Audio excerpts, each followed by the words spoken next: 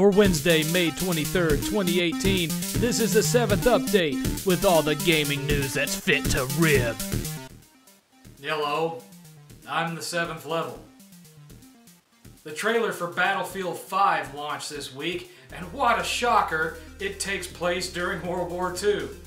Once again, DICE is proving that they can't go their own way and have to copy everything that Call of... Huh? What? It has single player. Well, fantastic. That means I'm going to take back at least half of what I just said. Microsoft announced this week that its conference at E3 will be 2 hours long. Why 2 hours, you may ask? Because if they cut it any shorter than that, you'd miss all the post-credit scenes in their only exclusive Black Panther 4K Blu-ray. Hi-oh! Atlus confirmed this week that it is working on Persona 6, the follow-up to last year's breakout hit JRPG Persona 5. But Japanese games are a niche market, right, crap gamer?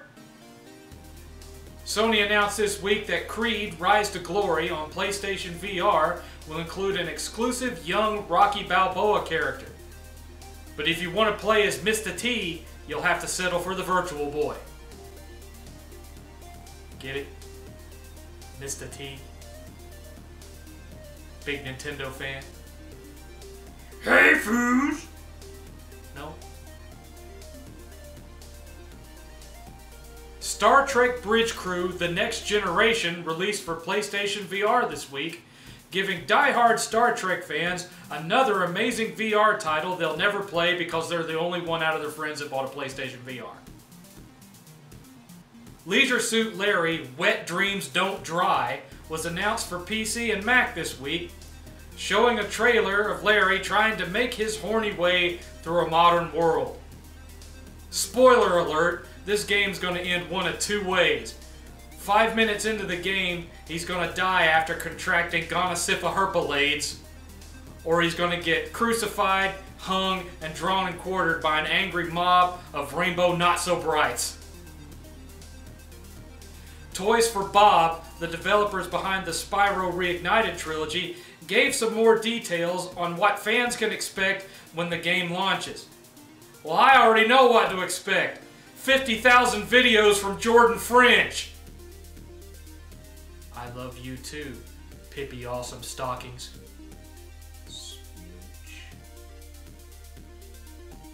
EA has purchased Gamefly's cloud gaming division and expressed anticipation and excitement as they step towards a future in streaming gaming. Of course, this outcome completely surprised and blindsided everyone. Seriously, if only someone 10 years ago had predicted this was going to happen and people actually listened. And now, friends, it's time for Tales from the Crumb Side. Sony's new CEO spoke on PlayStation's future this week, which included talk about Sony stepping once again into the portable gaming space, thank you Nintendo, and the fact that the PS4 is reaching the final stage of its life cycle, which gives them, and I quote, 3 years to prepare the next step, to crouch down so that we can jump higher in the future.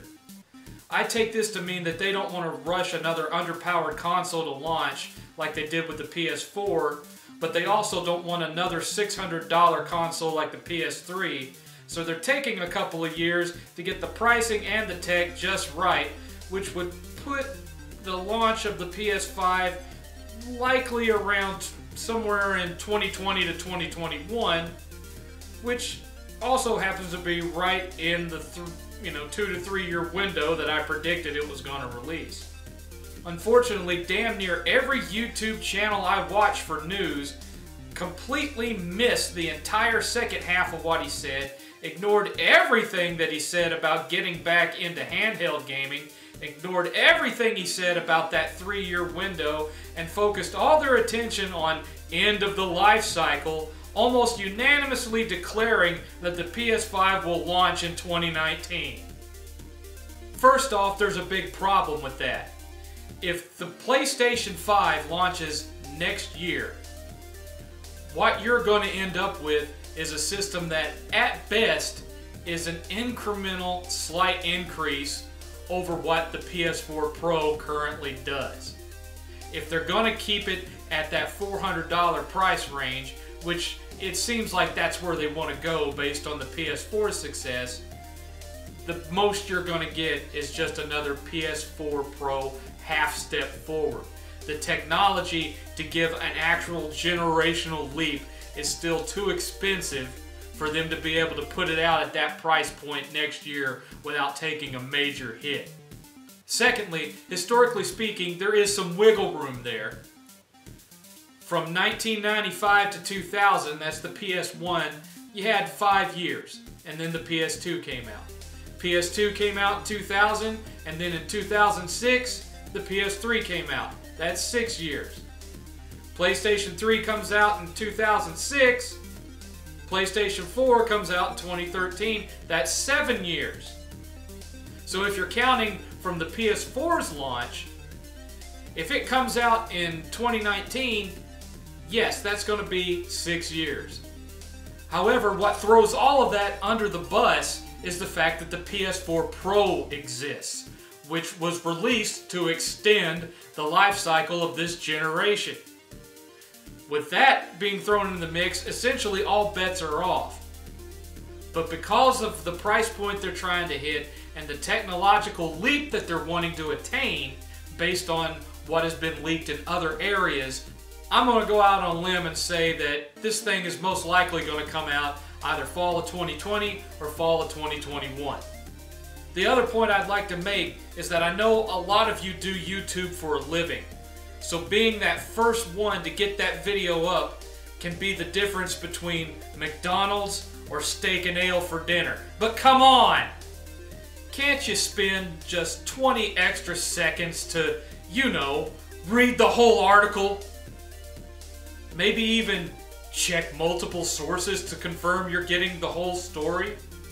Because otherwise, every time you all rush and trip over each other to try to be the first to post a video on a hot topic, only to all have to damage control your own videos because you jumped the gun without having all the relevant info, or in some cases intentionally ignoring it, you make my subscription box look for all the world like the drunk tricycle race from Revenge of the Nerds. Days Gone director John Garvin was asked about the oversaturation of zombie games, to which he replied, "That's like saying superheroes are all played out." Except that superheroes have their own unique powers, their own unique look, their own unique backstory, their own unique supporting characters, and their own villains.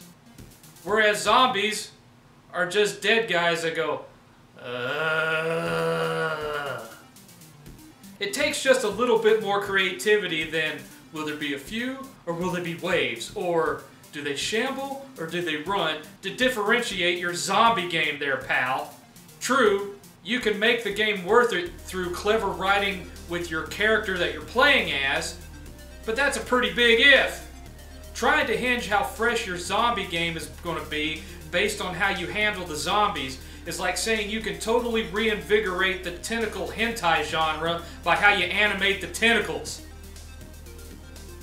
Not that I would know either way, because I don't watch that filth.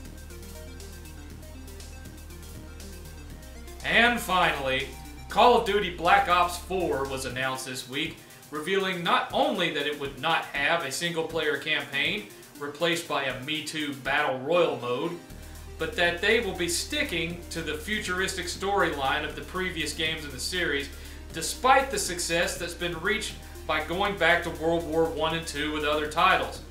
This just goes to show you that Activision listens even less to its fans than Lucasfilm does.